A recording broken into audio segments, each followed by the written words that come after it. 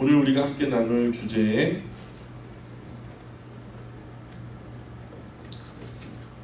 조상 대대로 믿어오던 종교를 어떻게 바꿀 수 있나요? 라고 질문하시는 분들이 있습니다.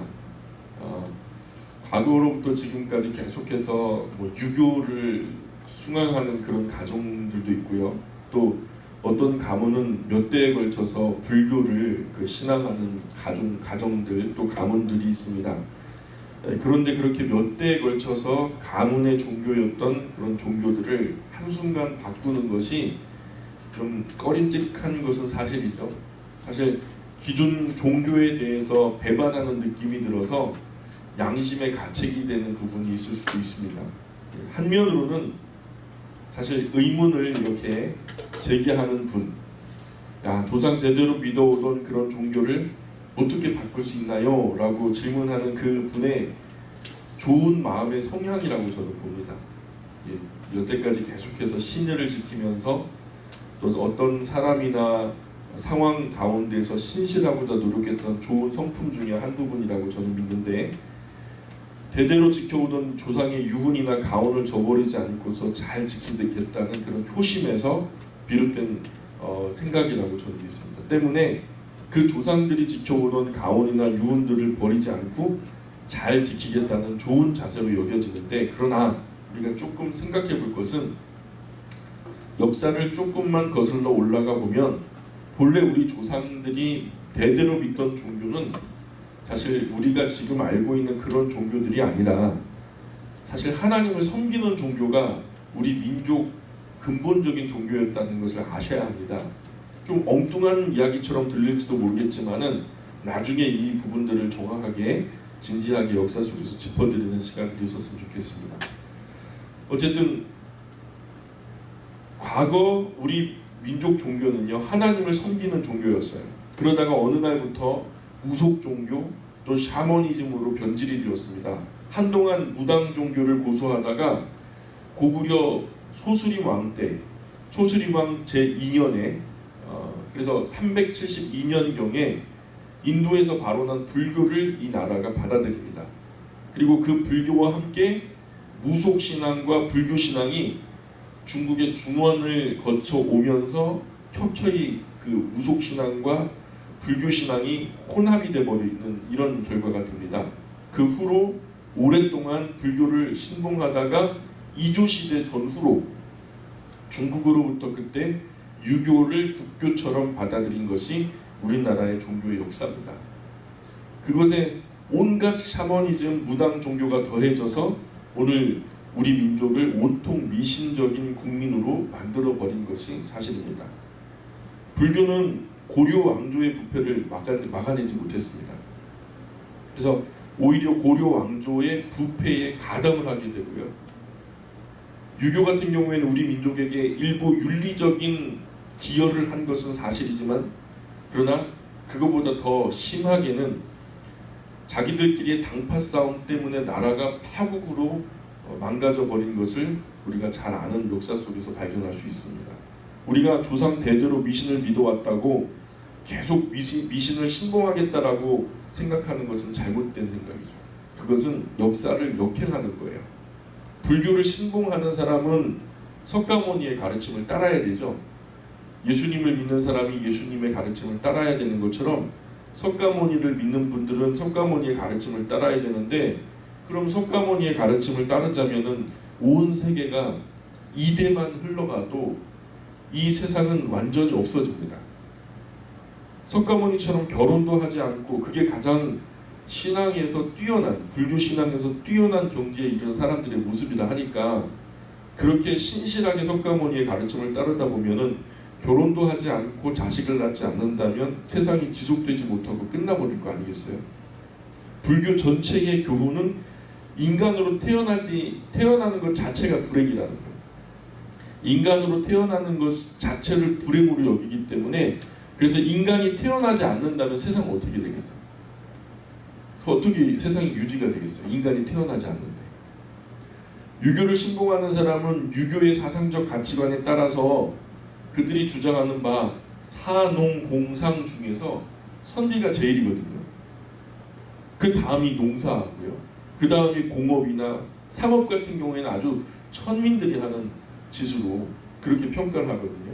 그런 면에서 오늘날 모든 사람들이 선비가 되려고 한다면 그러면 기술과 노동을 천시하는 나라가 되어버릴 테고, 그런 나라가 되면 어떻게 되겠어요? 세계 정세 속에서 이 나라가 과연 공존할 수 있을까요? 그렇게 되면은 무역하는 사람들은 어떤 사람들이에요? 오늘날 수출이 우리나라의 주력 상품인데, 그러면 무역하는 사람이 가장 천박한 사람으로 취급되는 세상이 되어버리는데, 그럼 이 사회가, 이 나라가 어떻게 되겠냐고. 이런 모습은 역사를 역행하는 모습이에요. 가르친 대로 보자고요. 오늘 경제기술 사회에서 무역과 공업, 기술이 도태되면, 거기서 발전이 사라지게 되면 이 사회가 어떻게 발전할 수 있겠어요? 그러니까 조상 대대로 해오던 것이라도 이 시점에서는 좀 깊이 생각해 보셔야 돼요. 이게 과연 이 민족에게, 이 나라에게 어떤 보탬이 되는가를 되돌이켜 한번 생각해 보셔야 됩니다. 종교적으로, 영적으로 깊이는 모른다 하면 현상적으로라도, 현재의 열매를 바라보면서라도 우리가 이성적으로 생각을 해보셔야 돼요. 우리 조상 대대로 과거 전기불을 사용했던 적이 있어요. 우리 조상 대대로 사용했던 것은 전등이 아니었어요. 호롱불이었죠. 등잔불. 근데 지금은 다 그것을 버리고 전등 켜고 살잖아요. 조상 대대로 하던 왕정을 우리가 가지고 있었는데 지금은 왕정을 버리고 공화정을 선택하고 있잖아요. 선조들이 늘 신어오던 것은 사실 일반적으로 대부분의 국민들이, 대부분의 백성들이 집신 신고 살았거든요. 근데 지금은 좋은 신발 신고 다니시잖아요. 조상 대대로 살아오던 것이 그 집의 모양이 어떤 모습이에요? 뭐 양갑집이나 굉장히 뭐 양반가 같은 경우에는 기와집도 있지만 대부분의 국민들은 초가집에서 사셨어요. 그러면 그 초가집 다 뜯어내고 지금은 어때요? 현대식 건물에 살고 있잖아요. 조상들이 대대로 다니던 이 서당이나 향교나 성균관 이런 것들을 버리고 지금은 어때요? 아이들이 교육을 받기 위해서 어디로 가죠? 초등학교나 중학교나 고등학교나 대학교에 다니고 있잖아요. 이 모든 것이 유교가 가지고 온 것이 아니고 기독교가 가지고 온 거예요. 병원도 교회가 가지고 들어온 거예요. 불교가 가지고 온 게 아니에요. 불교가 가져온 것이 아니고 무당들이 만든 것도 아니거든요. 오늘 우리와 우리 자녀가 공부하는 학교는 그 제도 자체가 기독교 사회에서 선교사님을 통해서 가지고 오게 된 거예요. 말이나 노새, 황소가 끌던 수레를 다 버리고 지금은 어때요? 자동차가 짐을 실어 나르죠? 비행기가 짐을 실어 나르죠? 그래서 온 세계를 그렇게 다니는 시대가 되었어요. 과거 빨래방망이, 다듬이돌 그렇게 해가지고 수수로 다림질하고 그랬잖아요. 근데 지금 전부 다 그런 것들 버려버리고 전자동 세탁기, 말리는 것도 귀찮다, 건조기 갖다 하잖아요. 그것조차도 귀찮아요. 전부 다 세탁소에 갖다 맡기잖아요. 전혀 다른 세상이라는 거죠. 재밌는 장면이 있었어요. 친구네 동네에 갔다가 차를요, 거의 차값만 1억 1천만 원짜리 사신 거예요. 어떤 어르신인데 엄청나게 대단한 차를 사셨는데 그 차가 포드사에서 나온 차예요. 그리고 거기에는 뭐 위성 GPS 장치로부터 시작해가지고 없는 장치가 없어요. 최첨단 장치, 최고의 기술력으로 최첨단 컴퓨터로 설계한 자동차를 구입해가지고 이제 시승을 하기 전에 이분이 그 가족들을 초대해가지고 산을 하나 차려놓고 거기다가 돼지 머리를 올려놓은 거예요. 그리고서 막걸리를 뿌려가면서 막 고사를 지내는 거죠. 자동차 사고 나지 않기를 바랍니다 하면서 고사를 지내는데 솔직히 묻고 싶더라고요. 도대체 어떤 신에게 빌시는 거냐고. 도대체 어떤 신에게 빌어서 이 자동차가 사고 나는 것을 어떤 신이 막아주는 건지 좀 알고 비시는 거냐고 묻고 싶었고, 상 위에 차려진 돼지는요 몸도 아니고 머리만 달려져 있어요. 그런데 돼지의 표정이 어떤 줄 아세요? 씩 웃고 있어요. 돼지도 웃기는 거죠. 세상에, 그죠? 죽은 돼지도 웃음을 참지 못하고 웃기는 장면이, 자동차를 사놓고 고사를 지내는 나라.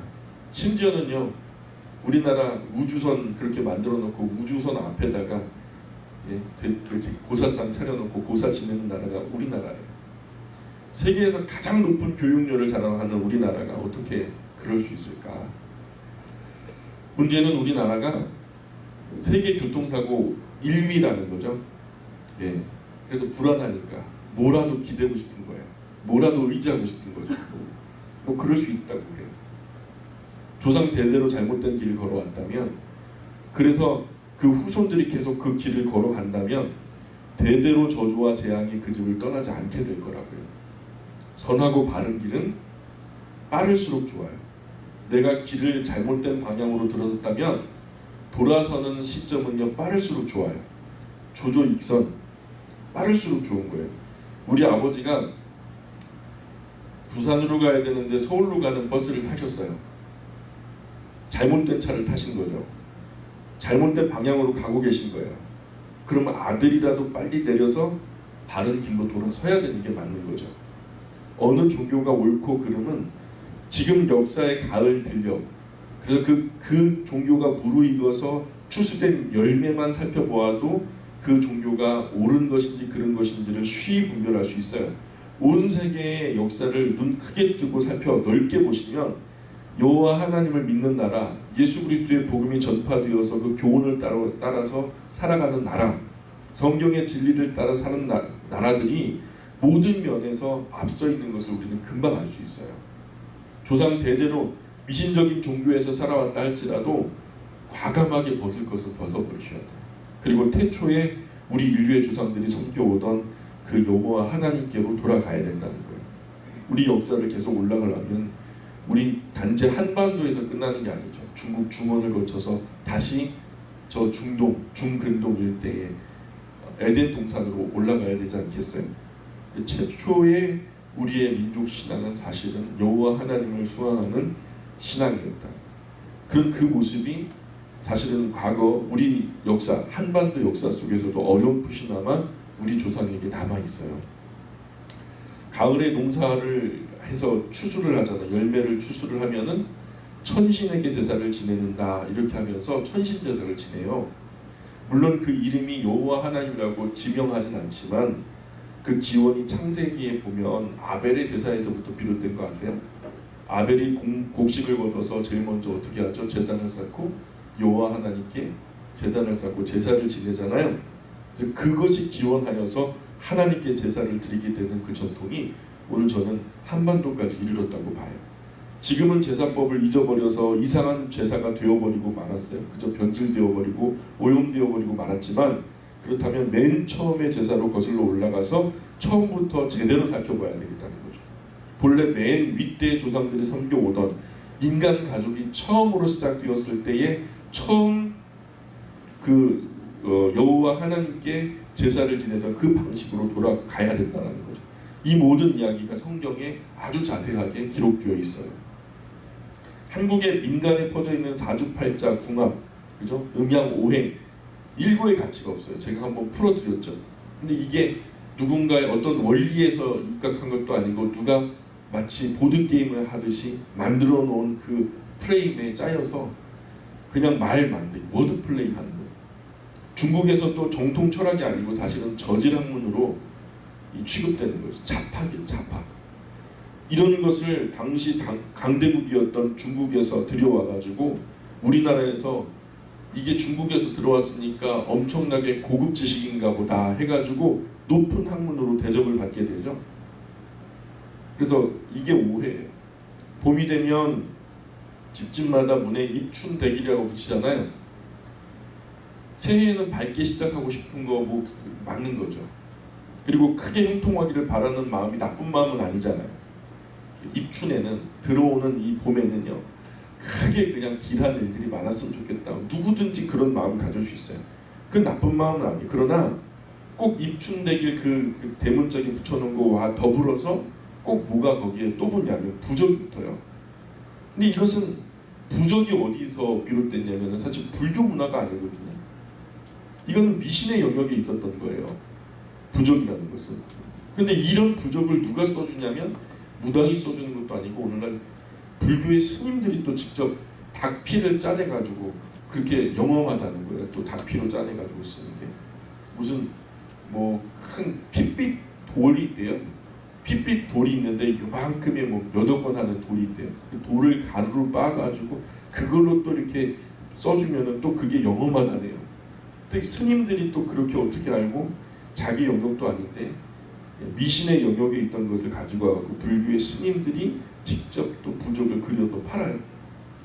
그래서 그 구입한 지인을 통해서 물어봤더니 제일 싼 게 한 10만 원 정도 한대요. 비싼 건 한 100만 원도 더 한대요. 그리고 100만 원 넘는 거면 따로 만나가지고 다 상담까지 받고 그래갖고 상담에 맞게 또 다시 보는 앞에서 그려준다는 거예요.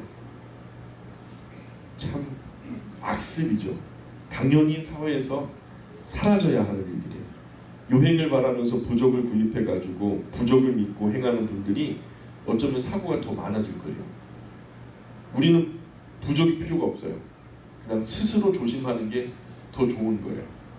부적 뭐가 필요해요? 에베소서 4장 21절 보시면 에베소서 4장 21절에 보시면은 이런 말씀이 나와요. 신약으로 가보시면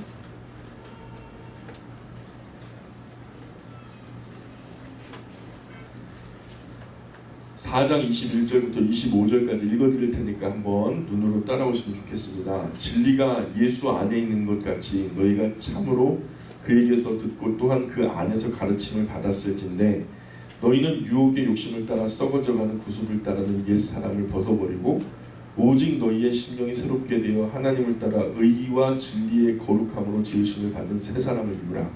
그런즉 거짓을 버리고 각각 그 이웃과 더불어 참된 것을 말하라. 이는 우리가 서로 지체가 됨이라. 아멘. 우리 모든 인간은 한 조상에서 기원한 한 가족, 인간 가족이거든요. 그래서 사람은 아무도 남이 아니에요. 사람이라면 그가 장애를 가졌건 장애가 없건 뭐 외국 사람이건 우리나라 사람이건 사람이라면 지구촌 안에 거하는 사람이라면 모두가 남이 아니에요. 모두 한 하나님 안에서 한 할아버지의 할머니에게서 비롯된 같은 후손이거든요. 예수님 안에서 모두 하나의 지체가 되어야 하는 인류 공동체라는 거예요. 이렇게 하나됨을 회복하기 원하시는 것은 우리 환경운동가들의 이야기가 아니고 인권운동가들의 이야기가 아니고 하나님의 간절한 소망이에요.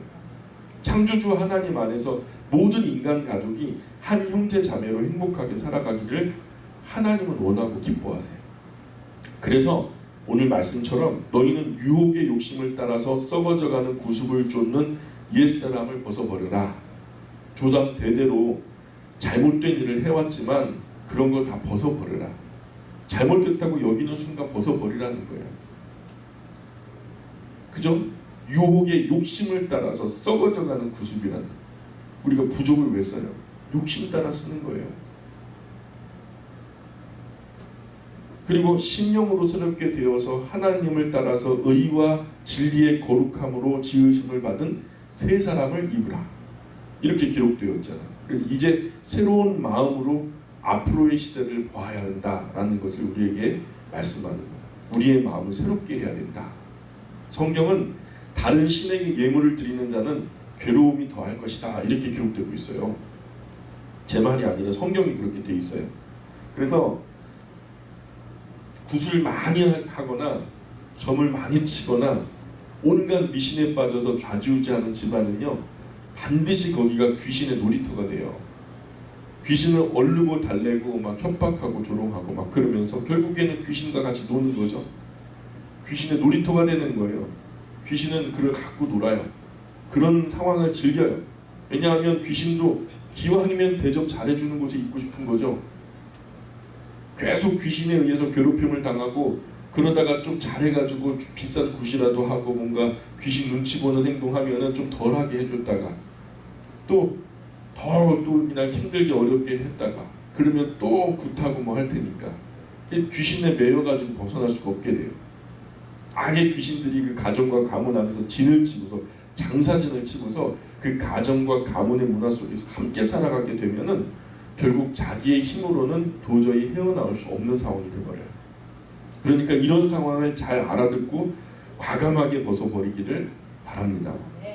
하나님은요, 모든 인간 가족에게 한결같이 명령하는 10가지의 계명을 주셨어요. 이 계명을 잘 지키는 사람은요, 땅에서 잘 되고 장수할 뿐만 아니라 마침내 구세주 예수님을 믿게 되어서 영원한 생명과 복락을 함께 누리게 될 거라고 약속하고 있어요. 그래서 성경은 약속의 책이에요. 구약은 오래된 약속, 신약은 새로운 약속. 성경에서 가르치는 계명과 율례를 따라 살아가게 된다면 이전에 신봉하던 그 어떤 종교나 무속신앙, 미신에서 누리지 못했던 참된 자유와 평화를 누리게 될 거라고 성경은 우리에게 약속하고 계세요. 우리 그리스도인은 다 이 일의 증인들이에요. 세상에는 이런 증인들이 15억 정도 있어요. 저의 이 말을 듣는 당신도 잠시도 지체하지 말고 가까운 교회로 찾아 나오시길 바랍니다. 그것이 인생의 가장 좋은 시작이 될 거예요. 그러면 지금까지 벗어나지 못했던 모든 악한 귀신들의 굴레를 벗어나서 하나님 안에서 예수 그리스도의 진리를 통해서 참된 자유를 누리게 될 거라고 저는 믿습니다. 또한 조상 대대로 믿어오던 그 모든 종교를 통해서 사실은 얻지 못했잖아요.